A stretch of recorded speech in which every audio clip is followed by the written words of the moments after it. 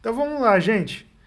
Aqui fazer um react de uma entrevista feita pela Bruna Lombardi com o Zé do Caixão, né? Uma entrevista já já faz um tempinho que já foi feita, né? E assim, não é de 2020, gente. Provavelmente é final dos anos 90 para anos 2000, né? Deve ser mais ou menos entre 97 até 2005, mais ou menos. E aqui na própria tá no próprio canal da Bruna Lombardi, tá, gente? Então, depois que vocês verem o react, vão no canal dela aí, põem o vídeo para rodar inteiro, né? E assistam outros vídeos dela também e se inscrevam também no canal dela, tá? Então vamos lá, então, sem mais delongas, vamos começar. E assim, ela fez a entrevista primeiro com o personagem e depois com o próprio Mujica. Então vamos lá, então, vamos ver. Eu ainda não assisti, eu vi alguns pedaços, mas promete, vamos ver.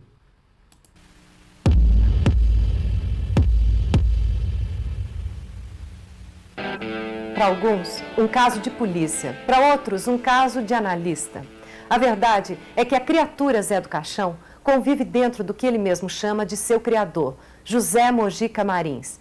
Difícil é separar um do outro, já que os dois têm em comum pelo menos aquelas unhas gigantescas. Zé do Caixão se tornou um sinônimo do cinema brasileiro de terror, enquanto seu criador, o diretor José Mojica, já fez quase uma centena de filmes, indo do faroeste ao sexo explícito. Vocês vão ver que os dois têm muitas histórias para contar. Com vocês, o criador e a criatura.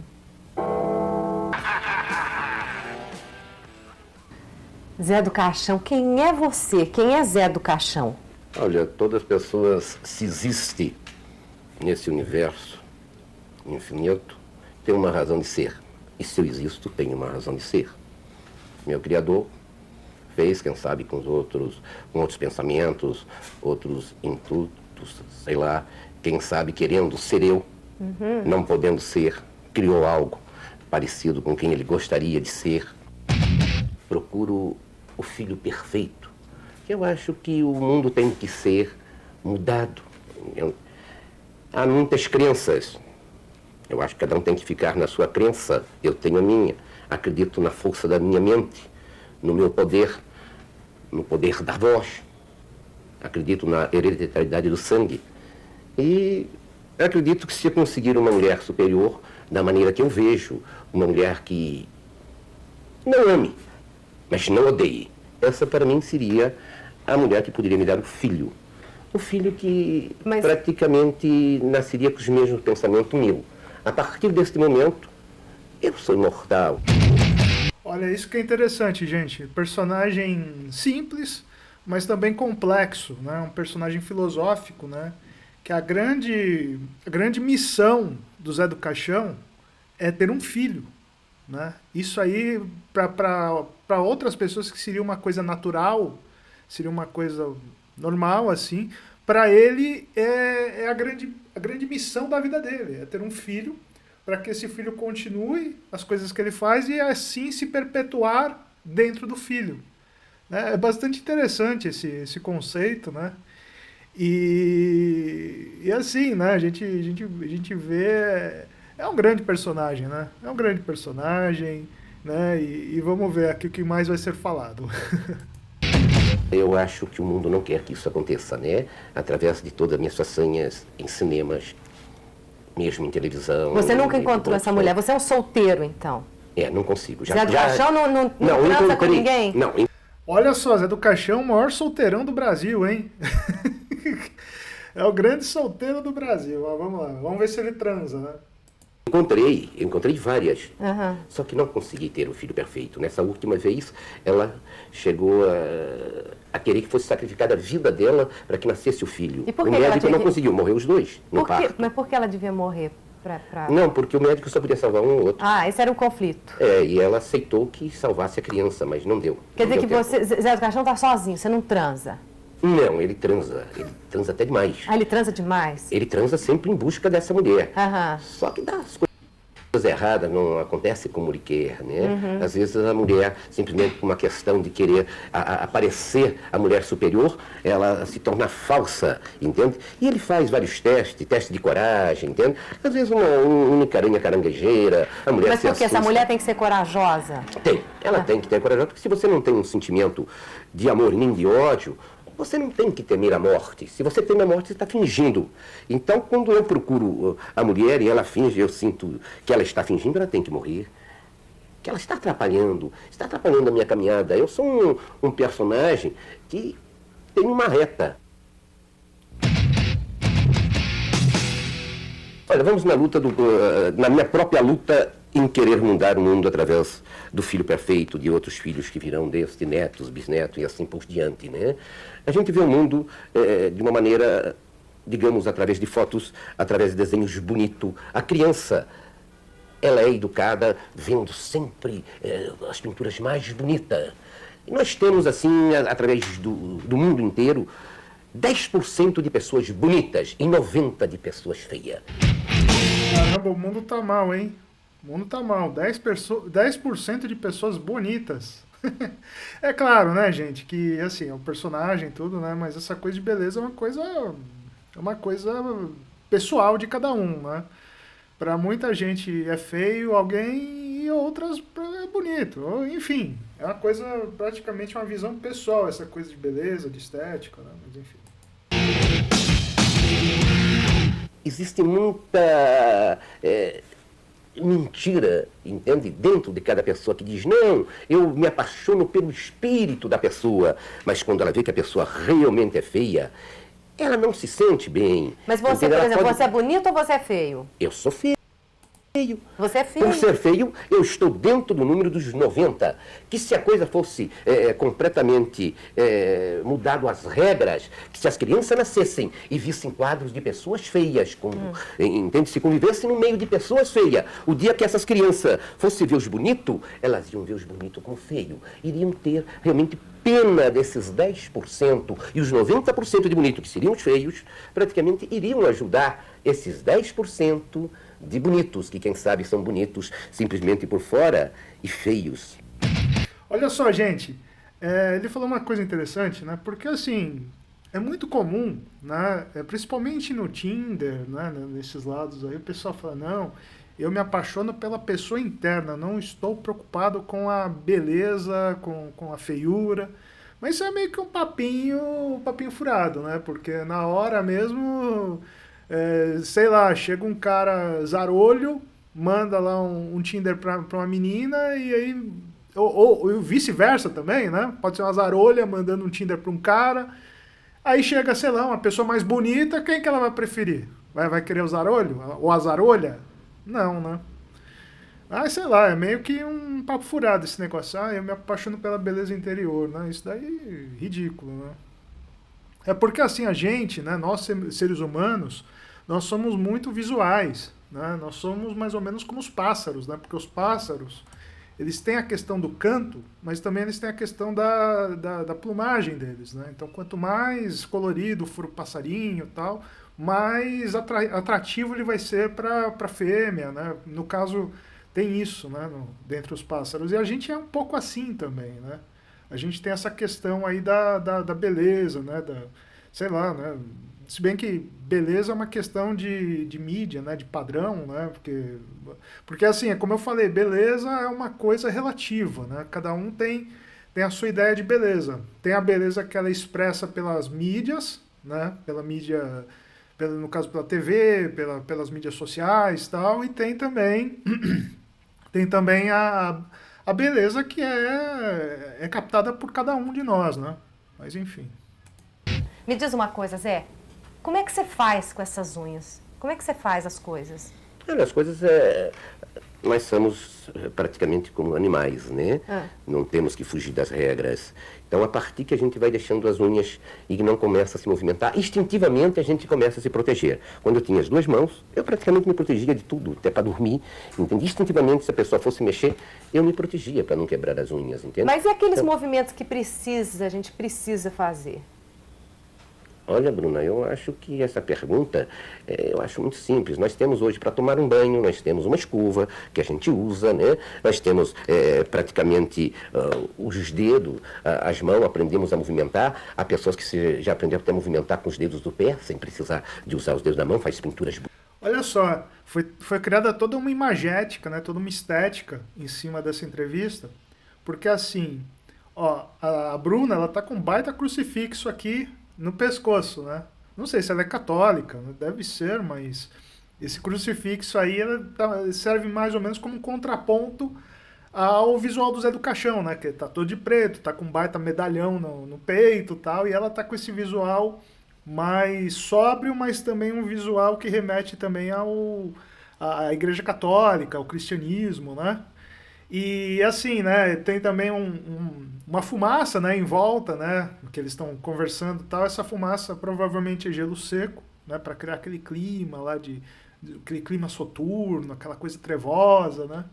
E eles estão numa casa meio velha. Aqui tem umas latas de filmes. Eu acho que eles devem estar em algum imóvel do Mojica aí, que ele coloca. Será que isso aqui é só a lata das fitas ou tem película aqui dentro? Mas assim, eles estão num ambiente assim bem próprio para entrevista, né? Bem, digamos assim, enfim. Mas legal, gostei assim do clima, né, que foi criado. Bonita, entende? Então, normalmente, Olha, a gente usa normalmente aqui eu faço qualquer coisa com meus dedos. Então, gente, essa coisa da unha é curioso, porque assim, ele, até os anos 90, ele tinha unhas enormes. Ele tinha unhas assim que era, pô, uma unha era desse tamanho, assim, é um negócio, assim, impraticável, né, de se ter, né? E o médico, na época, tinha dito pra ele, olha, ou você dá uma cortada nessas unhas, ou você vai poder perder a mão, né? Porque pode gerar uma infecção nas suas mãos, uma infecção severa, e pode progredir para um caso de necrose. Então seria interessante você te cortar um pouco as unhas né? E assim, né? Foi um drama, né? Por isso, tanto que no dia que ele cortou as unhas, foi durante um show do Sepultura, né? Teve um show do Sepultura, então antes do show começar, teve aí um mise-en-scène, digamos assim, para ele cortar as unhas, né? Foi bastante interessante. Eu não estive nesse show, né? Mas isso daí foi veiculado pra caramba, né? O Zé do Caixão vai cortar as unhas no show do Sepultura, tal. Mas assim, hoje, pelo menos hoje não, né? Até a morte dele, ele tava com as unhas bem mais curtas, né? Porque ele tinha unhas enormes. Nossa, era um negócio... Eu não... Às vezes eu fico com a unha um pouquinho grande, eu já corto. Imagine ficar, sei lá, com um negócio assim, ó. Não dá, não dá.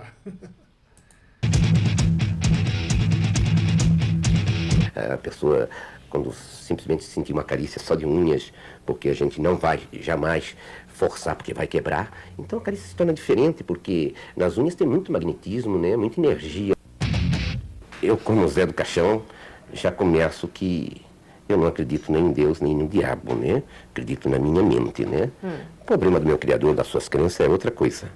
Então, depois a gente pergunta para ele também. Eu já tenho ficado aí, quando acontecem muitas coisas aqui no Brasil, houve problema do bebê diabo, chamaram para ver o que estava acontecendo. Quando surge Casa Mal Assombrada, eu sou convidado. O bebê diabo foi clássico, hein? O negócio lá do Notícias Populares aí, que criou um certo pânico social por conta disso, né?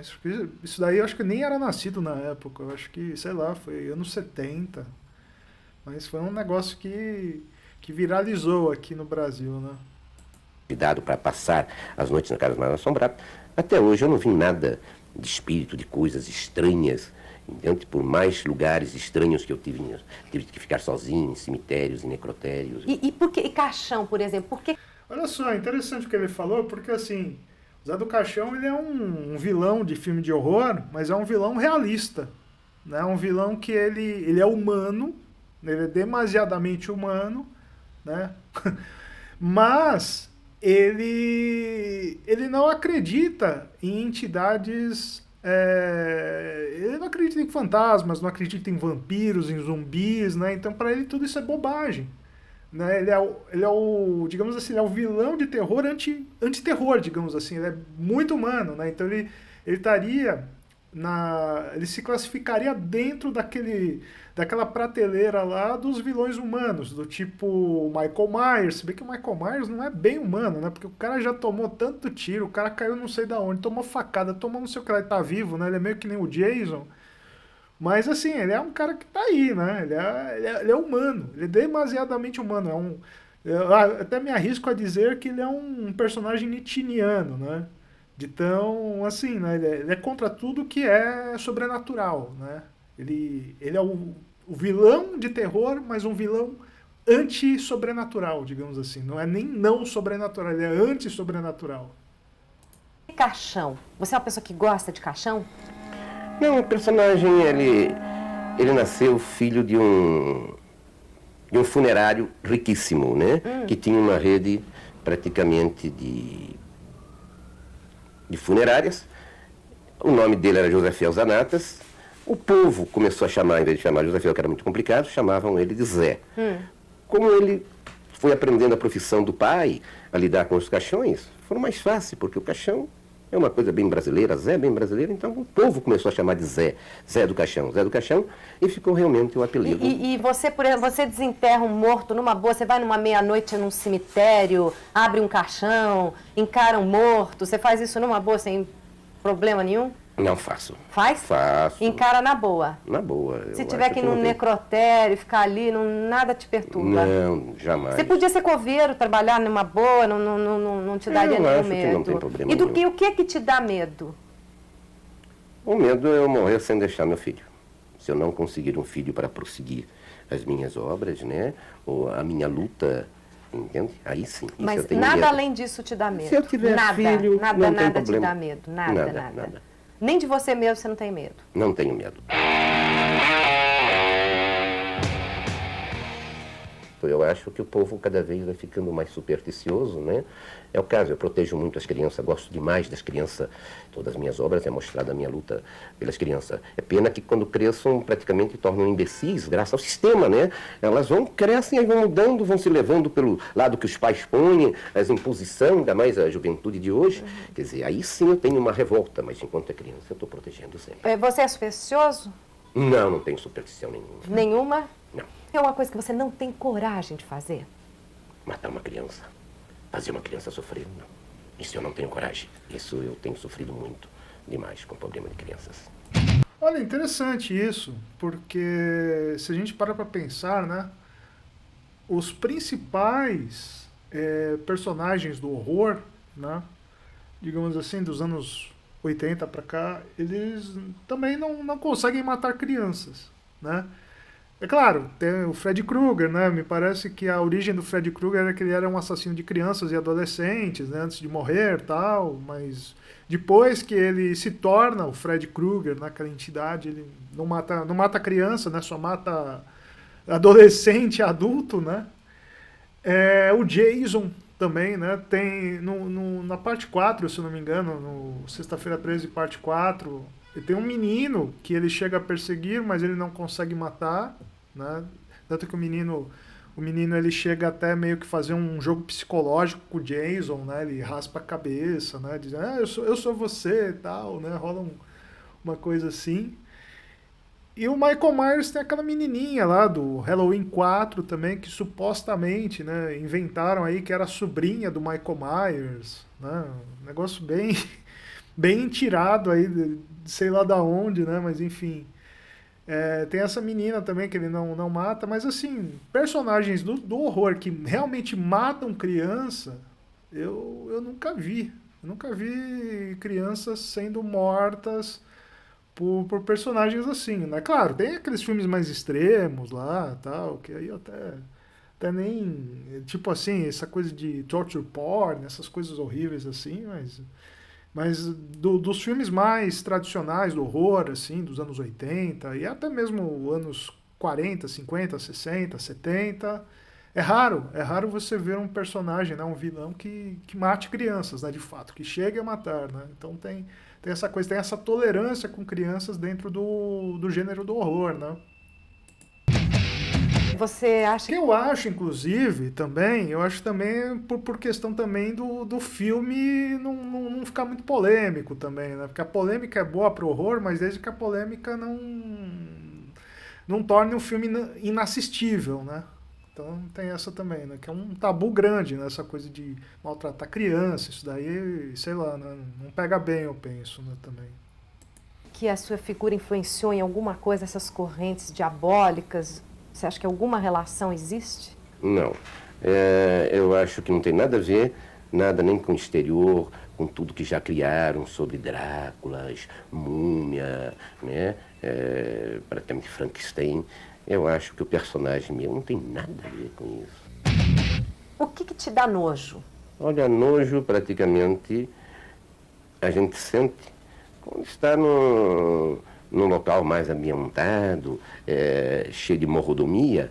Então, dependendo de qualquer outra coisa que vier, que não seja aquilo que o local está nos oferecendo, nos traz nojo. Mas se nós estamos convivendo no meio de uma mata onde nós estamos cheios de vermes, baratas, ratos, a gente aprende a não ter nojo. É como uma pessoa que vive em guerra, entende? Então ela perde o nojo porque às vezes vai precisar de um rato para comer ou até uma barata. Uhum. Então, como o Zé do Caixão é um personagem que praticamente é muito perseguido, foi e continua sendo, principalmente aqui no Brasil, no exterior até que ele é bem-vindo demais, sabe? Zé do Caixão, você...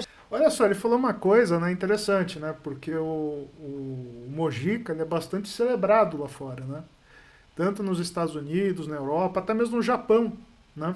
Ele é bastante celebrado. Aqui no Brasil, nem tanto. Hoje está bem mais.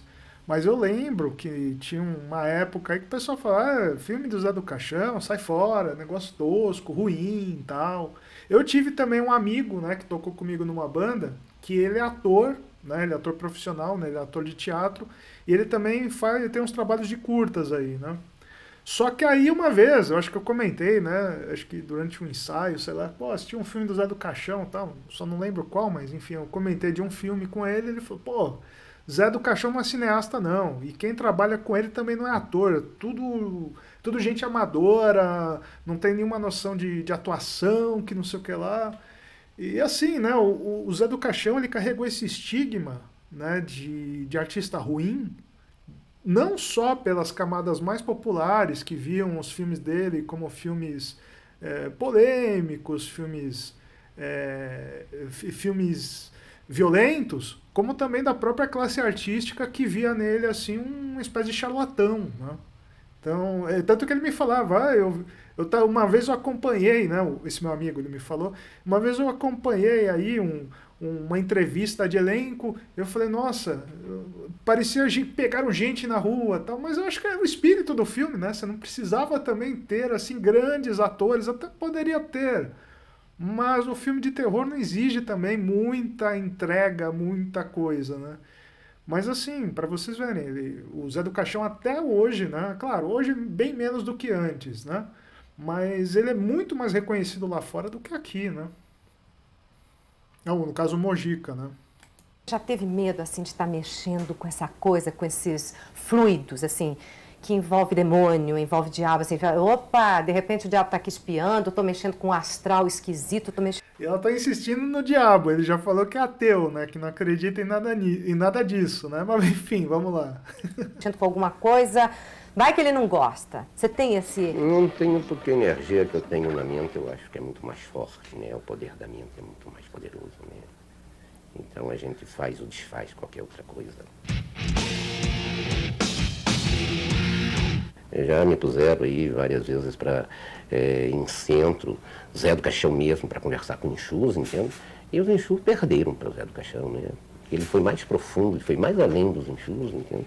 E os Exus não sabiam com quem estavam conversando. Você nunca fica com medo, assim, de estar atraindo alguma coisa, uma energia? Olha só, gente, apesar de estar falando de Exu, isso daí também é um pensamento antigo, né? Que vinculava aí as religiões afro com o ocultismo, com o satanismo. Hoje, é coisa que não tem nada a ver uma com a outra, né? Hoje, o Exu é uma entidade das religiões afro, mas essa coisa aqui, a gente entende também que é uma entrevista já datada, tudo, uma entrevista que deve ter pelo menos aí uns 25 anos. Então, vamos relevar certas coisas aqui, né? Falando de Exu, tudo, a gente sabe que hoje realmente a coisa é vista de outro jeito, né? Mas existia muito preconceito com Umbanda, com Candomblé, e hoje a gente tem um entendimento melhor sobre esse assunto, né? Negativa. Você nunca fica com esse medo? Não, eu não posso estar traindo nunca uma energia negativa se eu penso realmente no bem dos demais. Eu sou da pessoa que às vezes tem que sacrificar alguma coisa ruim para que nasça coisas boas, abundantes, né? Então eu acho que com isso eu só trago fluidos positivos, né? Como as pessoas reagem a você? Assim, por exemplo, o terror faz muito sucesso no mundo, né? O que o Fred Krueger tem que o Zé do Caixão não tem? Além do dinheiro, é claro. Não, ele tem a grana e teve realmente, tudo vem de plágio. Se você analisar quem era com as unhas, que eu já corri o mundo todo com essas unhas compridas, eles simplesmente, com o dinheiro, fizeram unhas metálicas, entende? Ele tem as unhas metálicas feitas a mais do que eu conservo ela pela própria natureza, né? Então eu não vejo que ele tenha uma felicidade maior do que eu que procuro algo, entende, para que possa gerar alguém que possa vir ajudar a humanidade. Ele não tem nada disso, né? Para você, ele não faz mais terror ou menos terror do que você? Não, é praticamente, simplesmente para alegrar a criança, fazer as crianças brincarem de terror, entende? Ele não traz terror. Eu vivo o terror de você ir num velório, aquilo existe mesmo, a pessoa morreu mesmo, a pessoa está faltando. Eu vivo entre a miséria humana, mais terror do que a miséria humana é uma coisa terrível.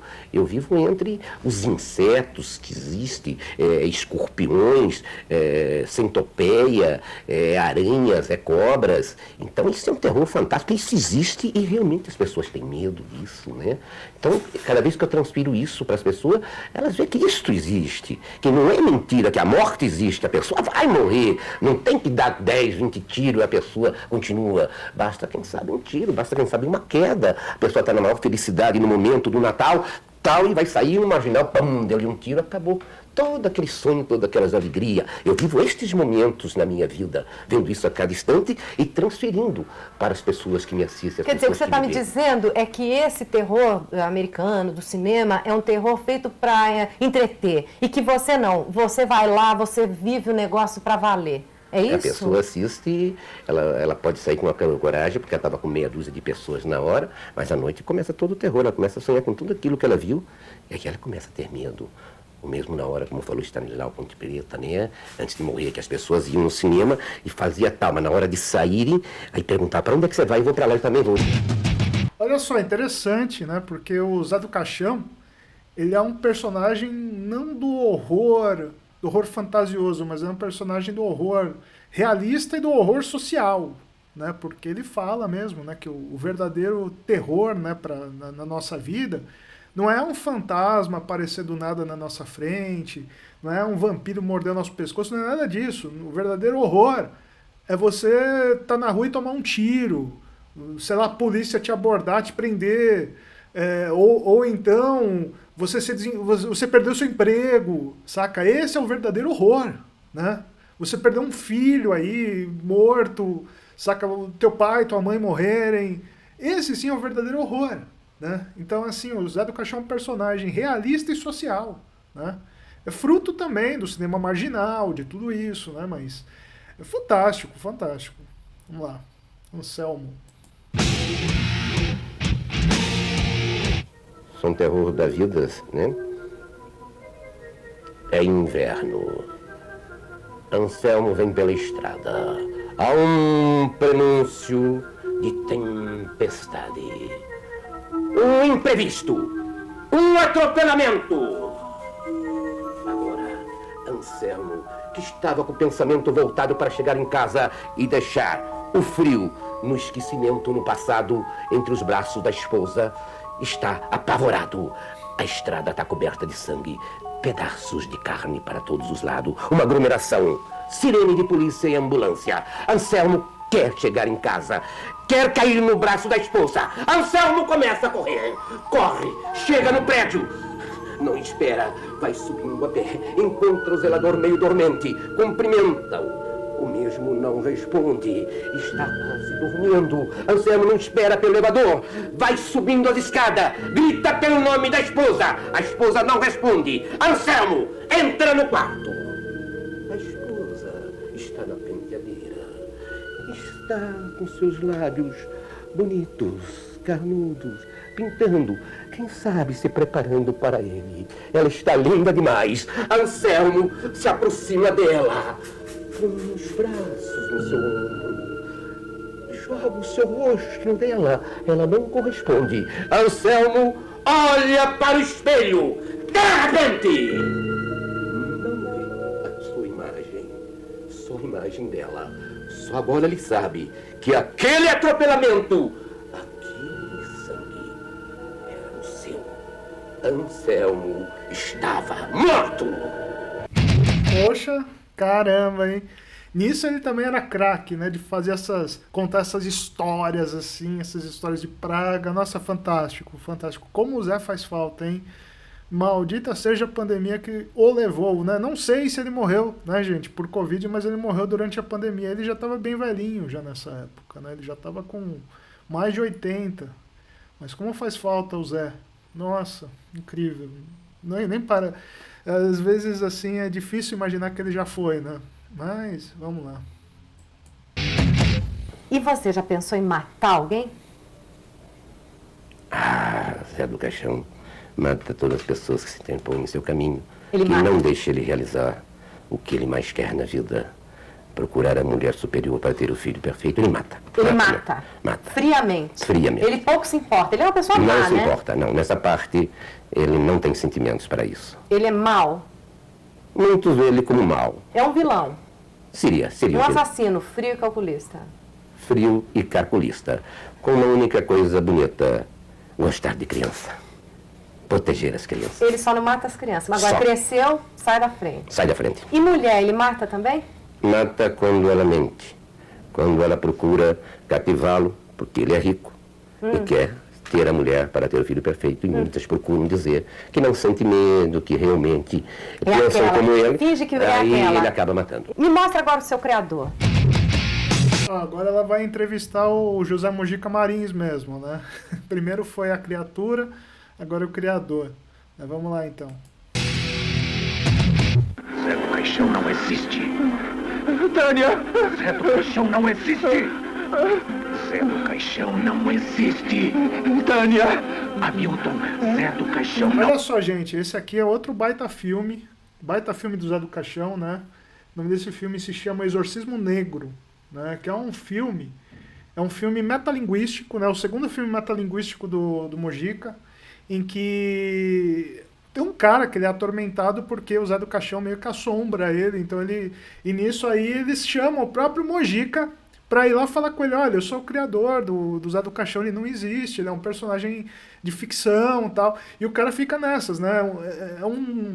É um terror psicológico, mas também é um terror, quase um terror cósmico, né?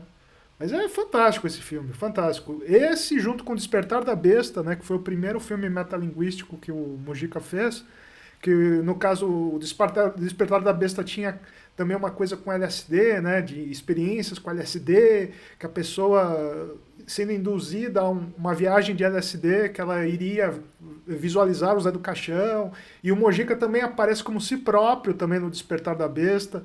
Fantásticos. Ambos filmes maravilhosos, assim. Assistam. Se vocês não assistiram, assistam o Despertar da Besta e o Exorcismo Negro pra amanhã. Pra amanhã mesmo. Não existe! Volte! Zé do Caixão não existe! Não existe! Luz! Isso foi apenas um pesadelo. Vamos, não se assuste. Não sou quem você está pensando, Hamilton. Tente me compreender. Meu nome é Mojica. Eu sou o criador de Zé do Caixão. Zé Mojica, você tá me dizendo que tem 23 filhos? 23. Quê?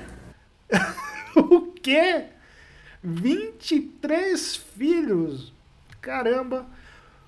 No que o Zé do Caixão fracassou, o Mojica foi muito bem sucedido, hein? Porque, pô, 23 filhos, não, é óbvio que não é com a mesma mulher, né? Coitada, pô, pelo amor de Deus, pobre mulher que tenha 23 filhos, né?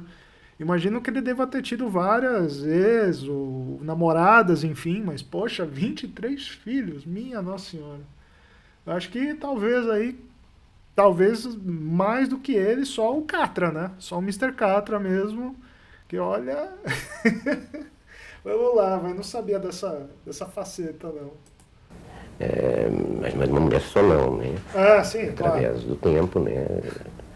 A gente, quando não dá certo com uma pessoa, eu acho, não dá certo maritamente. Entende? A gente se torna amigo, há uma separação normal, mas os filhos não têm culpa, então a gente continua com os filhos, com a mesma amizade, entende? Porque um pai tem que ser realmente um amigo. Mas 23 filhos é um bom número de filhos, hein? Pelo mundo inteiro, botou filho Não, doidado, no está mundo inteiro povoando a não, terra. né? Não, foi tudo nascido no Brasil. Tem alguns que estão no exterior agora, né? Como que você teve tempo de filmar, tendo tanto filho assim? Ah, meu Deus, eu já estou praticamente com 5, estou entrando na 6ª década, né? De filmar. Não, Você eu estou com 61 anos, né? Você tem essa esquizofrenia interessante que você se refere a você enquanto Zé do Caixão, ao criador, você separa os dois personagens. Onde começa um e onde acaba o outro? Quem sabe eu gostaria de ter alguma coisa do Zé, principalmente a coragem dele, né? Eu já não sou um homem assim de praticamente enfrentar uma cobra ou entrar no meio de aranhas ou coisa parecida, Você é né? medroso? Eu não diria bem medroso, mas também não sou corajoso, não, né? Mas Quer você dizer, tem... Eu perguntei a ele se ele tinha Tem. nojo, ele disse que não tem nojo de nada, Não, ele não come tem. barata. Eu já Você sou bem nojento, né? Determinadas coisas eu não consigo. Eu tive na França, nem o escargot lá, que é o prato, né? Nem Mas barata, quando nem puseram escargot. aquilo que eu senti lá, o que é isso, eu não consegui comer, não tem jeito, né? Então tem coisas que eu não consigo jamais. Mas barata você põe na boca? Não, barata eu não posso nem ver correr, né? Eu acho que a minha mulher tem mais coragem, meus filhos, né? Agora, Pô, mas que pergunta, hein, Bruna? Você põe barata na boca. Tem que ser meio louco, né, pra fazer um negócio desse, né? Meu não, bem louco, bem louco. Até eu mesmo, eu tenho medo de barata também, tenho uma fobia violenta, né? Felizmente, onde eu moro, nunca apareceu barata aqui em casa, mas, nossa, dá um... Sei lá, né? Eu tenho fobia, eu tenho até coisa de matar a barata, eu prefiro pegar uma vassoura, varrê-la pra longe e beleza, viva longe de mim, baratinha, não chegue perto de mim não, vai ser feliz longe de mim. Vamos lá. Matar minhas filhas de matar uma barata do que eu. o Zé do Caixão é muito identificado com você, é difícil separar as duas coisas. Você sempre, eu ouvi você dizer que você teve que mudar muitas vezes de casa, porque os vizinhos não se acostumam com você. Por quê? Há uma série de coisas, né, que nada tem a ver.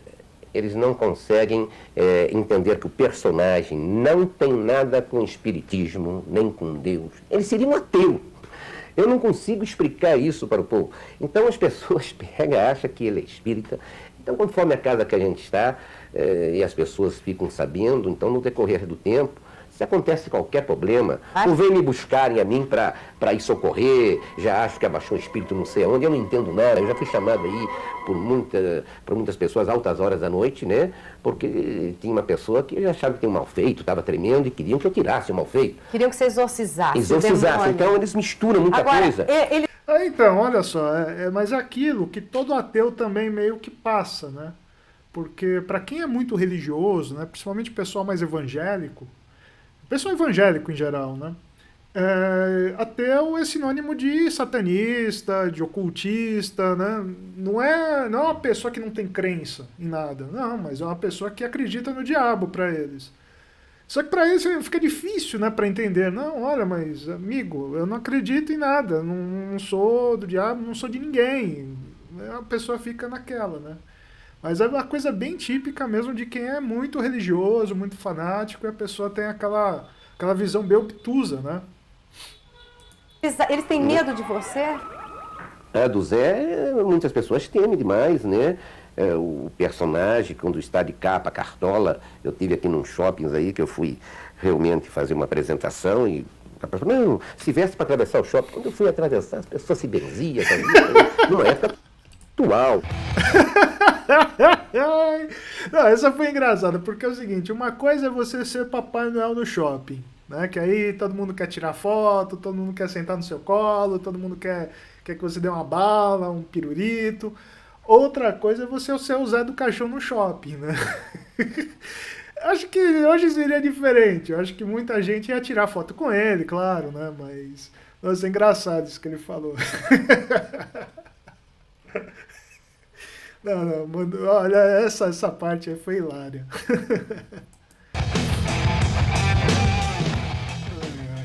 Os produtores meus ganharam, né? Ganharam muito dinheiro, porque eu sou mais, eu diria que sou mais um poeta, né? Gosto muito, praticamente, de estar realizando a coisa. Não me preocupo muito com a parte financeira, né? Hoje eu tenho meus filhos que estão começando a se preocupar com essa parte minha, com o acervo que eu tenho, entende? Porque eu mesmo só procuro fazer teatro, televisão, vídeo, história em quadrinhos, né?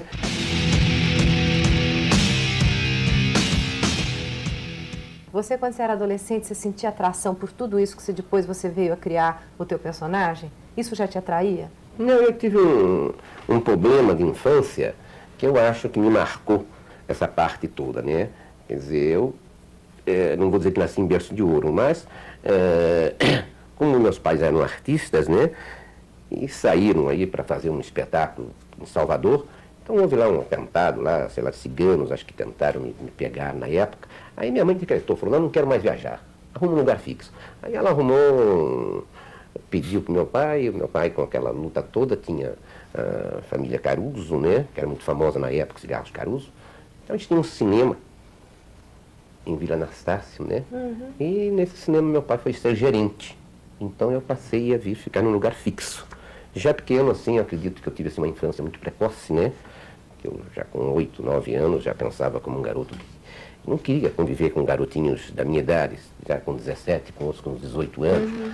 Então, aos 5 anos, na vila onde eu morava, tinha um batateiro. Todo mundo gostava dele. A esposa, os filhos, a mãe, todo mundo, olha o batateiro, vinha e todo mundo corria. Tinha eu e mais 3 garotos, um Issei, né, que a gente chamava de japonesinho, um outro que era chamado de portuguesinho e um Crispim, que era um mulatinho, né. Então, a gente, mesmo na idade entre 5 a 6 anos, um dia o batateiro morre. Morreu, parou o vilarejo, né? Foi médico, foi padre, o delegado, todo mundo foi pro velório do homem. A gente vinha levar naquelas coroas, pulamos um roseral, fizemos uma coroa, levamos o homem lá com os algodãozinhos dentro do nariz, no ouvido, morto. A gente via lá, praticamente, a mãe dizia, como é que pode nessa terra, os bons, né? Morre, e os ruins ficam. E os ruins ficam, a esposa dizia, por que não vou eu no lugar dele, né? Aí os filhos, volta pai, volta, nós também rezava, volta pai. Aí o batateiro começou a se mexer. Quando ele começou a se mexer, eu achei aquilo bonito demais. A gente estava rezando, pedindo para ele voltar. Eu sabia que ele estava no céu, que ele dizia que ia para o céu, né? Mas de repente todo mundo correu. Correu o padre, correu todo mundo pro outro lado da rua. Ele não estava morto. Não estava morto. Aí a gente explicou na inocência, né? Eu achei que ele, dado as nossas preces, né? Ele veio lá porque pedimos, né? Mas na realidade ele tinha tido catalepsia, né? Na época o negócio era vivo. ir me enterrar. Então isto me marcou porque a mãe passou a dizer que não era mais o filho dela. Era o diabo que abaixou no filho. Por quê? A esposa pediu desquite. O coitado do batateiro teve que ir para outro bairro. E as pessoas ficaram com medo do homem depois. Então, coitado do batateiro. Então isto me marcou. E aos 9 anos, no lugar de uma bicicleta, eu pedi uma filmadora para meu pai. Nossa, vai bastante interessante, né? Porque assim, é uma história engraçada, né? Porque assim, a visão de uma criança é incrível, né? Porque a criança, ela... Todo mundo rezando, ai, volta, que não sei o que. Quando o cara acorda mesmo de fato, que o cara não estava morto, o cara estava cataléptico, aí todo mundo sai correndo. Então, aquele tal negócio, né? E a criança não ficou sem entender, né? O Zé do Caixão criança, digamos, ele e os amiguinhos, eles ficaram vendo o pessoal correndo, mas peraí, não queriam que ele voltasse, ele voltou. Bastante legal, bastante legal. Comecei a fazer aquilo que eu via assim na tela, achava muito bonito. Não terror, o terror já estava marcado em mim.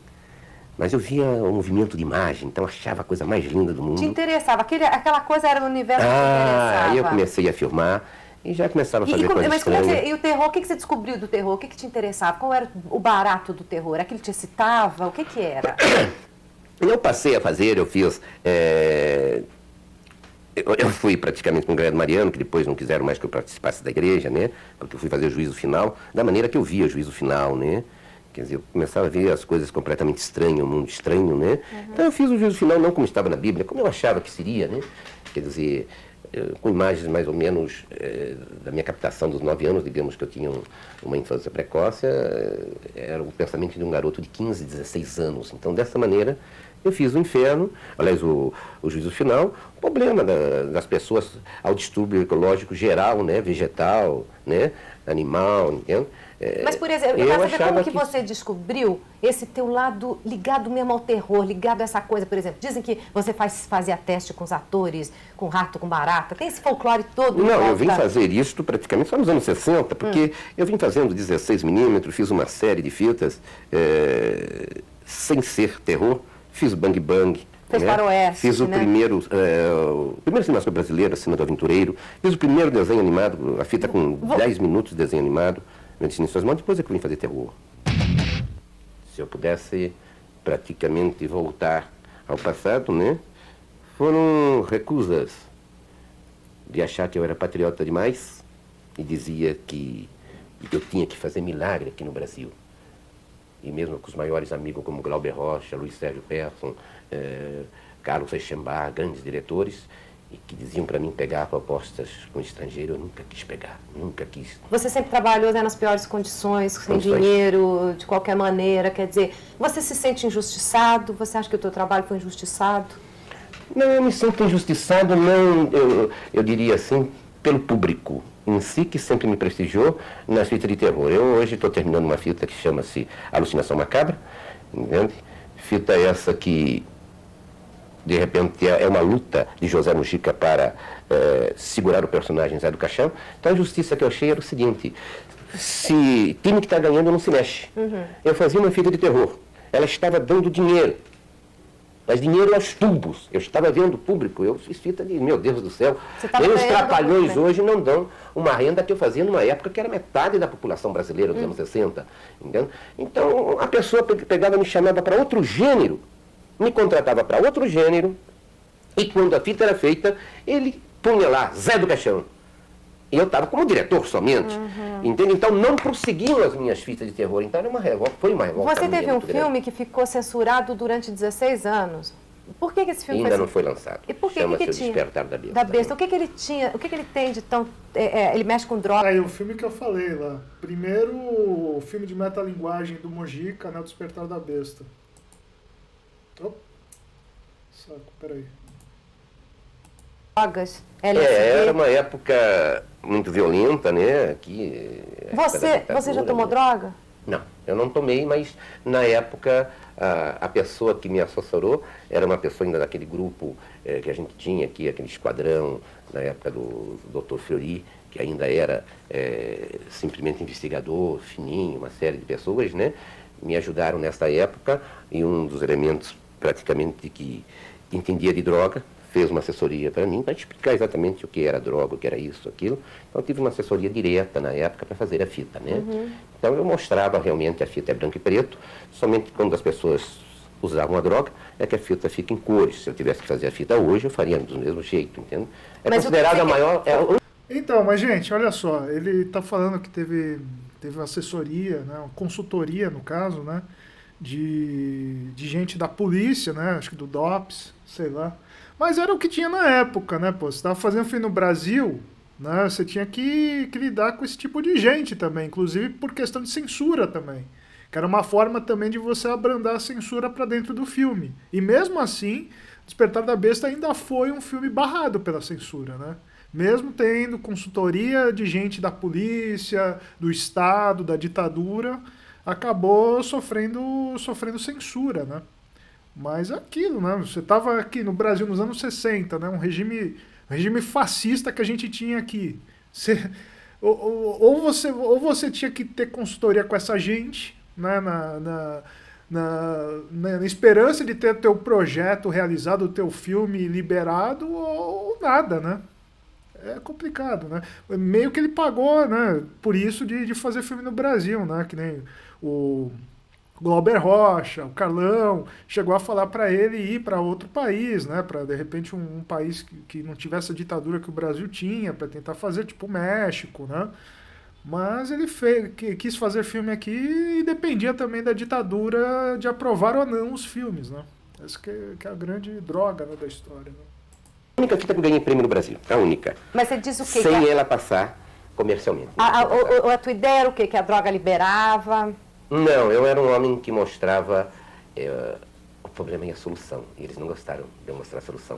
Qual a solução? Eu achava que eles pegaram na minha frente um elemento que era viciado, uma mulher que estava grávida, e aquilo me judiou demais, né? Eu vi eles espancarem tanto e essa mulher desapareceu que eu nunca mais vi ela. Vim saber que eles mataram, mas não apareceu nunca mais. E aquilo me deu inspiração para mim escrever a fita. Né? Porque a fita é contra a polícia, então. E o roteiro, pedi para o meu roteirista, o Luiz Francisco Luchetti, que fizesse o roteiro e mostrasse... Não é aquela bem contra a polícia. Eu achava que não tinha que se cair somente no viciado. Você já foi para a cadeia por causa do seu filme? Por causa de um filme? Foi. O que houve? Eu fui justamente... me levaram... Queriam aparecer como heróis, né? As pessoas queriam aparecer como heróis e queriam forçar uma barra de que eu usava droga. Eu nunca usei, não entendo o problema de droga. E jogaram aí no meio uma menor de idade, e a menor dizia que me conhecia não sei de onde e tal, né? Depois ela acabou confessando tudo, né? Mas foi preso, queriam que eu confessasse algo que eu não entendia. Quer te associar a sexo e drogas. No fim, eu acho que essa prisão foi exatamente o problema dessa fita que se falou que eu fiz demais, a coisa muito perfeita, mas eu fui auxiliado pela própria polícia, com elementos que conheciam, entendeu? E outros, quem sabe, invejados por não ter até participado da fita, foram pegando e de repente apareceram como heróis, né? Mas aí, fiquei um dia só, depois foi provado tudo, né? É uma fita praticamente que começa, uma fita futurista, né? Onde o Zé do Caixão, lá na galáxia, começa a contar sobre a história de um planeta, né? E dentro desse planeta havia um pequeno espaço onde um homem fez um pacto com o diabo, porque ele queria colorir o planeta todo, né? Então ele faz um pacto, né, com o diabo então fala, não, você vai ter o seu jardim do Éden, né? Eu não vou fazer como Deus fez com Adão e Eva, contigo é diferente, você pode comer todas as frutas, pode comer todo mundo, pode fazer tudo, só tem uma pessoa que você não pode mexer. Ele, quem, mestre, quem? É a esposa do seu irmão. No terror, eu acho que as pessoas podem buscar muitas outras coisas, podem chegar perto da comédia, pode do drama, né? Então eu vou entre teatro, televisão e cinema, as diferenças. Tem saído muitos técnicos, eu dou montagem, direção de fotografia, né? Quer dizer, roteiristas. Então tem muita coisa que é feita dentro praticamente dessa escola minha, que eu tenho aqui no Ipiranga. Gostaria de dar o telefone, né? 272-7004.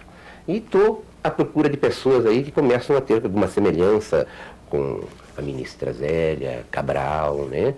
O crime e o terror compensam? Não, o crime nunca compensou. O terror, realmente a gente faz o terror e tem uma preparação para o que virá depois. Corda. Copia essa. Nossa, muito bom, hein, gente? Muito boa, excelente entrevista aí.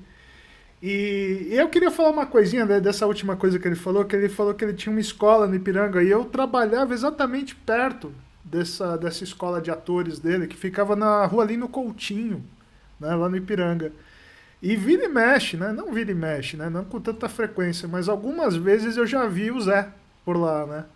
Eu passava por lá e eu via, tá? Tipo, ele não que ele se vestia de preto, né? Ele não se vestia de preto sempre, mas ele usava umas camisas, tá? Com as camisas mais coloridas, tal.